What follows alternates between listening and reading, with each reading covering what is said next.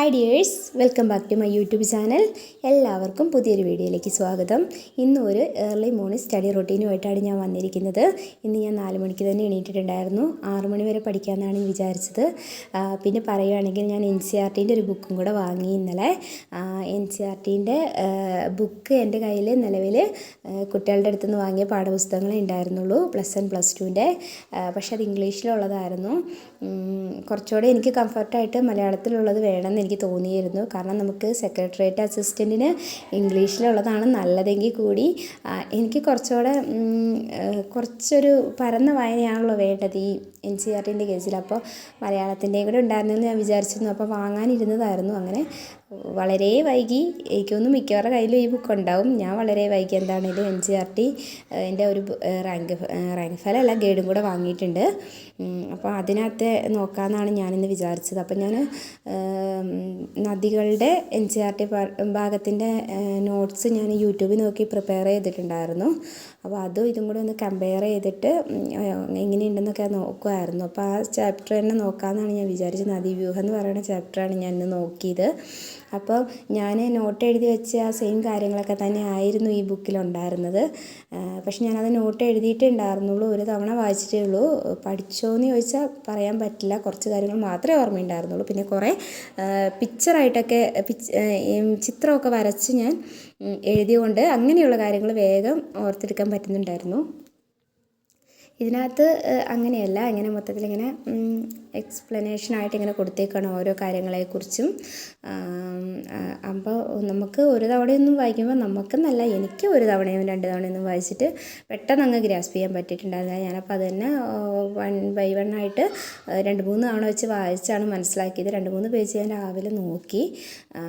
മൊത്തം നദികളെക്കുറിച്ചുള്ളത് ഏകദേശം ഒരു 10 പേജസാണ് ഈ ഗൈഡിലുള്ളത്.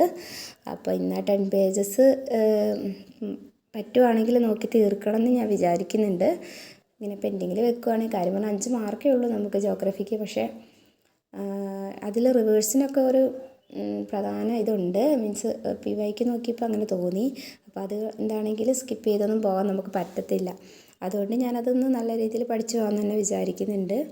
എന്താണെങ്കിലും എനിക്ക് തോന്നുന്നു അറിയില്ല, ഇപ്പോഴത്തെ ഒരു എക്സാമിൻ്റെ രീതി അനുസരിച്ച് നല്ല ആഴത്തിലുള്ള ക്വസ്റ്റ്യൻസും സ്റ്റേറ്റ്മെൻറ്റ് ടൈപ്പൊക്കെ വന്നു കഴിഞ്ഞാൽ ഈ NCERT എന്നൊക്കെ തന്നെ വരാനാണ് സാധ്യത കൂടുതൽ. അങ്ങനെയാണല്ലോ കഴിഞ്ഞ എക്സാമുകൾക്കൊക്കെ വന്നത്. അതുകൊണ്ട് തന്നെ ഇത് നല്ല രീതിയിൽ പഠിച്ചു പോകണം നമ്മൾ. അല്ലാതെ SCERT തന്നെ പഠിച്ചിട്ടും കാര്യമില്ല, റാങ്ക് ഫയൽ നോക്കിയിരുന്നിട്ടും കാര്യമില്ല. എന്താണെങ്കിലും നമ്മൾ NCERTയോ അല്ലെങ്കിൽ സ്പെഷ്യലായിട്ടുള്ള ബുക്സോ നോക്കേണ്ടതുണ്ട്. അപ്പോൾ കൂടുതൽ NCERT എന്നാണ് തോന്നുന്നു ക്വസ്റ്റ്യൻസ് വരുന്നത്. അപ്പോൾ ഞാൻ അത് തന്നെയാണ് നോക്കിയത്. ഇനി എൻ്റെ ഭൂപടമൊക്കെ ഉണ്ടായിരുന്നു കേട്ടോ. എനിക്ക് ആ ഒരു വീഡിയോയും കണ്ടിട്ട് ഈ ബുക്കും കൂടെ വായിച്ചപ്പോൾ ഒരു സാറ്റിസ്ഫാക്ഷൻ കിട്ടി. ഇത് വായിച്ചാലും മതിയാകും എന്നൊക്കെ, എനിക്കിത് നേരത്തെ വാങ്ങണമായിരുന്നു ഈ ബുക്കെന്ന് തോന്നിയിട്ടോ. ഞാൻ എല്ലാം അങ്ങനെയാണ്, ഒത്തിരി വായിക്കുകയാണ്. ഞാനിപ്പോൾ ബുക്സൊക്കെ ഇങ്ങനെ വാങ്ങി തുടങ്ങിയിട്ടേ ഉള്ളൂ ശരിക്കും പറഞ്ഞാൽ. എന്ന് വെച്ചാൽ ഒത്തിരി മെറ്റീരിയൽസ് വാങ്ങിക്കൂട്ടുന്നതിലും അർത്ഥമില്ല. എന്നാലും നമുക്ക് അത്യാവശ്യം നമ്മുടെ കയ്യിൽ വേണ്ട കുറേ കാര്യങ്ങളുണ്ടല്ലോ, അത് എന്താണെങ്കിലും വേണം.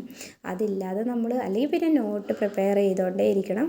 അപ്പം ഞാൻ ബുക്ക് വാങ്ങുന്നതിന് മുന്നേ കുറച്ച് നോട്ട്സൊക്കെ തന്നെയാണ് പ്രിപ്പയർ ചെയ്ത് വെച്ചത്.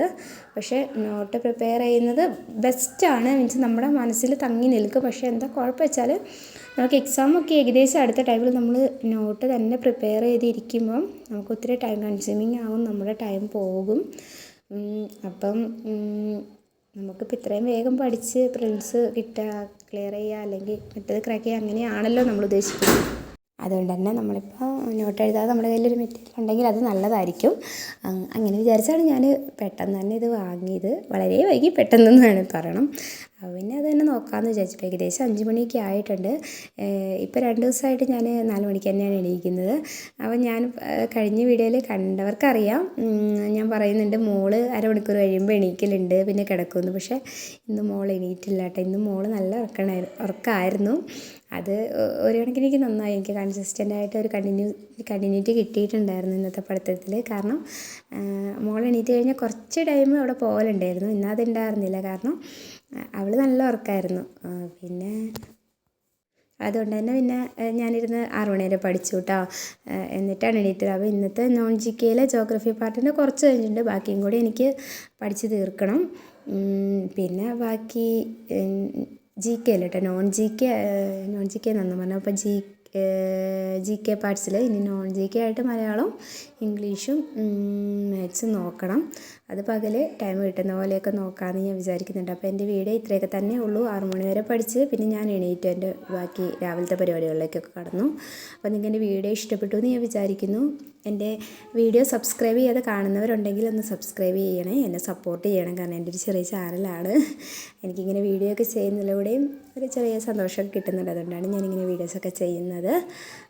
അപ്പോൾ എന്തെങ്കിലും ഡൗട്ട് ഉണ്ടെങ്കിൽ കമൻറ്റോട് ചോദിച്ചാൽ ഞാൻ ആൻസർ ചെയ്യാം. അപ്പോൾ വേറൊരു വീഡിയോ ആയിട്ട് നമുക്ക് വീണ്ടും കാണാം. ബൈ.